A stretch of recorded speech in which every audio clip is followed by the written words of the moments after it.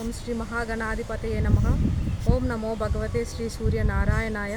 ఓం శ్రీ సరస్వత్యే నమః. ఓం శ్రీ గురుభ్యో నమః. అందరికీ నమస్కారం. నా పేరు సీతా మహాలక్ష్మి. హైదరాబాద్లో ఉంటున్నాను. నేను గత 2 ఏళ్లుగా హైదరాబాద్ మియాపూర్ మదీనాగూడ ఏరియాలో జరుగుతున్నటువంటి శ్రీ రమణ సత్సంగానికి అటెండ్ అవుతూ వస్తున్నాను. ఈ సత్సంగాన్ని మహాత్ముల చేత నిర్వహించబడింది. మా వరలక్ష్మి అమ్మగారు దీన్ని ఎంతో చక్కగా నిర్వహిస్తున్నారు. మహాత్ములు మహేంద్రవాడ శ్రీ వేదరాజ నానా సాయి స్వామి గారిచే భాద్రపద పౌర్ణమి రోజు 2022లో మొదలు పెట్టించారు. ఆయనే వచ్చి స్వయంగా ఆయన హస్తాలతో మొదలు పెట్టించారు. అప్పటి నుంచి మేము అటెండ్ అవుతూ ఉన్నాం.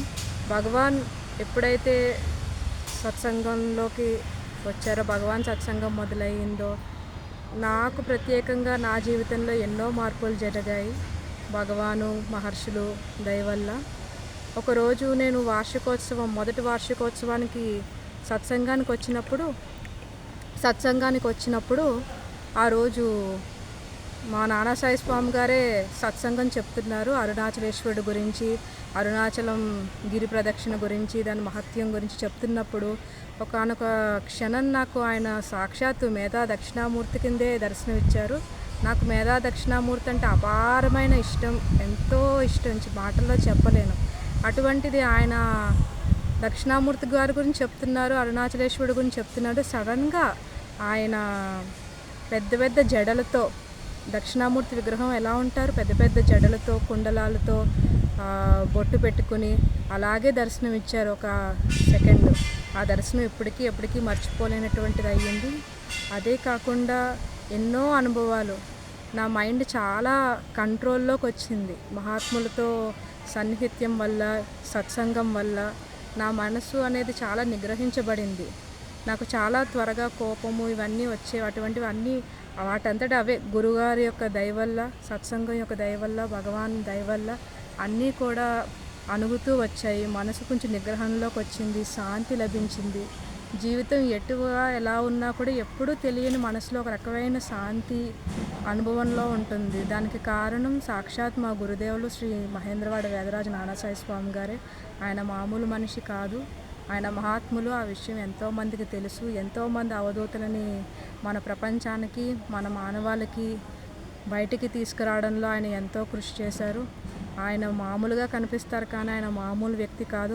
సాక్షాత్ కైలాసంలో ఉన్న పరమేశ్వరుడు, అరుణాచలంలో ఉన్న దక్షిణామూర్తి, ప్రతి సిద్ధ పురుషుడు సాక్షాత్ శ్రీపాద శ్రీ వల్లభులు దత్తాత్రేయ స్వామివారనే నా ప్రగాఢ విశ్వాసం, నా అనుభవం కూడా.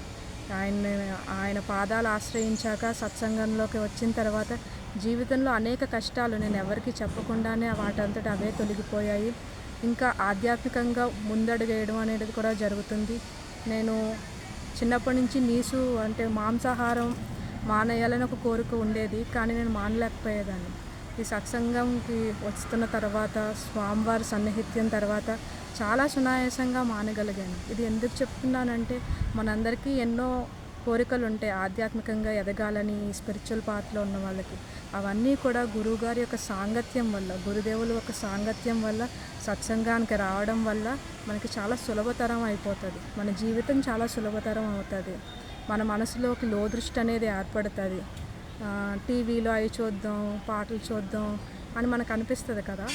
అలాగా అనిపించేది కాస్త తగ్గుతూ వస్తుంది. దాని బదులు ఏదైనా ప్రవచనం విందాం, గురువుగారు మాటలు విందాం, భగవాన్ గారు మాటలు విందాం అలా అనిపిస్తుంది. మా గురుదేవులు నాకు ఒకసారి చెప్పారు, భగవాన్ రమణ ఫోటో చూడమ్మా, రోజు 15 నిమిషాలు అన్నారు. అప్పటి నుంచి భగవాన్ ఫోటో నా రూమ్లో పెట్టుకున్నాను. పొద్దున్న లేచినప్పుడు ఆయన ఫోటోయే చూస్తాను, పడుకున్నప్పుడు ఆయన ఫోటోయే చూస్తాను. అలా ఆయన ఫోటో చూస్తూ ఉండగా, నేను కళ్ళు మూసుకుని పడుకున్నా కూడా భగవాన్ నన్ను చూస్తూ ఉన్నారు కాబట్టి తెలియకుండానే నాలో ఎంతో మార్పు కనిపించింది. దానికి చాలా సంతోషంగా కూడా ఉంది. నాకు భగవాన్ రమణులు, నానాసాయి స్వామి వేరు కారు, ఇద్దరూ ఒకటే, ఇద్దరూ అరుణాచల శివుడే, పరమ గురువులే. అటువంటి మహాత్ములు నాకు నేను శిష్యురాలు అని చెప్పుకోవడం కూడా నాకు ఎంతో గర్వకారణంగా ఉంది. నా జీవితంలో ఏదైనా గర్వకారణమైన విషయం ఏదైనా ఉంది అంటే నాకు ఇటువంటి మంచి గురుదేవులు దొరకడం, ఇటువంటి సత్సంగం దొరకడమే అని భావిస్తున్నాను. మీ అందరికీ ధన్యవాదాలండి.